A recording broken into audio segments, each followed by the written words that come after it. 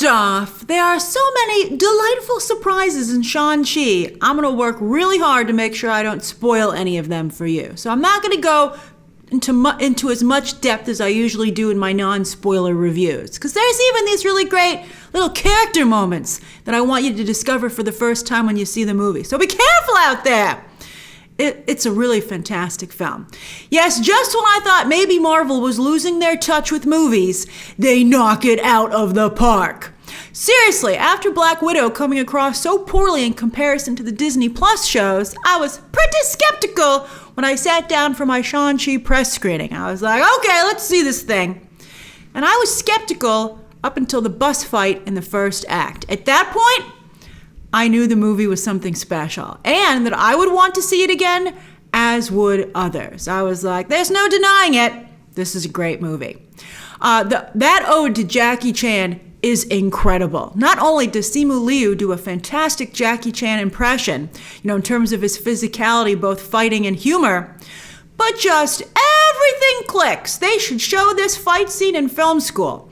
From the fight choreography, to the humor, to the visual effects, to the music. In fact, the movie has multiple action scenes throughout, and they not only are all equally effective, but they're all very different, which is also a delight. Director and co-writer Destin Cretton has said, and I think that's important that he's a co-writer. I think that means he definitely deserves a lot of credit for this.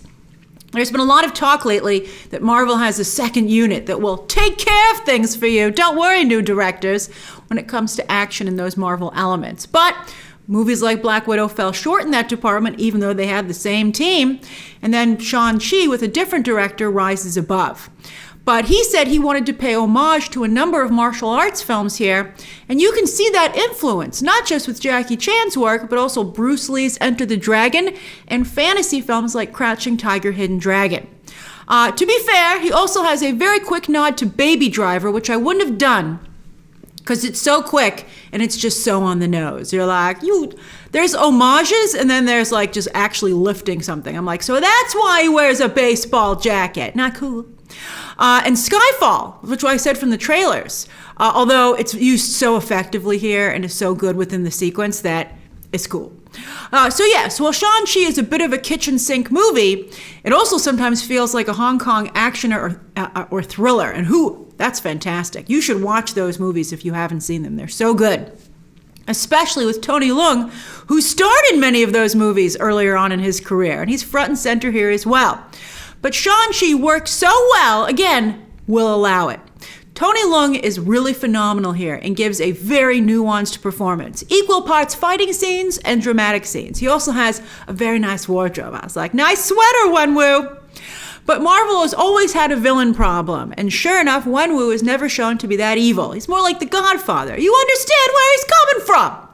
Marvel prefers rascals over villains. Speaking of rascals, I was surprised at how funny this movie is. Marvel has also come under fire a lot for making movies maybe funny when they shouldn't be. But this is one of those Marvel movies where you're like, the humor is a great element to their success. It's just fantastic. And that's largely due to Awkwafina and Ben Kingsley, who are both very good comedians. I absolutely adore the woman of Shang-Chi.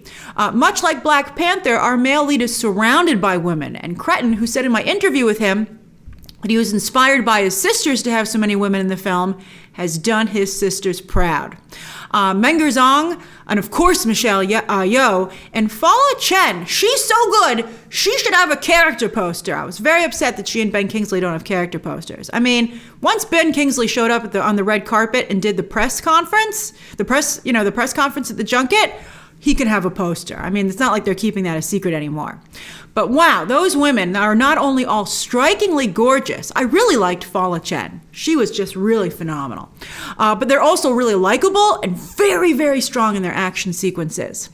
As for Awkwafina, Shang-Chi doesn't go anywhere without her, and they are set up as a pair, like Ant-Man and the Wasp, which I very much liked. They're fantastic. The first third of the film is Awkwafina's movie, and that's all I'll say till we can discuss it in the spoiler review. Simu Liu is a weaker lead than other MCU actors, and he really needs Awkwafina to liven things up, even though she sometimes overshadows him. She's Paul Rudd, he's Evangeline Lilly. The 10 rings, though, when he has the 10 rings, though, nobody overshadows him, because They're reimagined here as an incredible weapon. I can't wait to discuss them in the spoiler review. They particularly come to life in the third act, and it is glorious. Wow! Wowie wow wow! Do we have another third act CGI fest? Yes, we do. But for once, the CGI is really well done. And there are so many surprises and new elements introduced, this also adds to the film's rewatchability factor. They do a really nice job. The third act is all CGI, but it's very well written and done. I liked it quite a bit.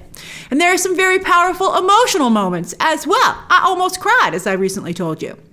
Shang-Chi as a movie is so strong, it does not need a bunch of Marvel Easter eggs to make it entertaining. Lower your expectations about the tournament. You've already seen the one big fight. But that's okay, because this movie has so many wonderful elements that it doesn't need to lean on that. They reference the MCU a few times here and there. You still feel like it's taking place in that world, but it really establishes its own world as well. That's its primary goal, and it succeeds wildly. And there are 2 end credit scenes that show how the world of Shang-Chi is on a collision course with the rest of the MCU, and they are 2 of the best MCU credit scenes to date. We will talk about them as well when the movie releases. They are so good. They're funny. They have great stuff in them. Oh, it was great. I'll re-rank all the MCU movies after Eternals comes out, because we'll have 3 new ones by then. But this is definitely one of their best solo movies, up there with Winter Soldier, Thor Ragnarok, and just a touch under Black Panther. Although the better third act CGI, I think, makes a really big difference. But it's still just a little bit under Black Panther. But Shang-Chi has more action than all those films, and is probably as funny as Thor Ragnarok.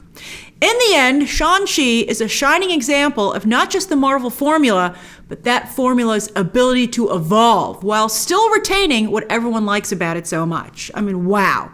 So that's my non-spoiler review of Shang-Chi. More coverage coming when it hits theaters, and this will be pretty much a day-and-date global release September 3rd. It hits a couple of countries on the 1st, but the 2nd, when it hits some of the bigger markets, and in that evening, the United States, is when we're really going to have a party. Oh, wow. So do you have tickets for Shang-Chi? I said I wasn't going to go see it in theaters, but I've actually decided to go when the crowds die down after the first weekend. I did buy some tickets to go because I think it's a great movie. So I'm curious to see what happens. So share your thoughts and plans down below. Subscribe today. And of course, as always, you can check out some more videos right now.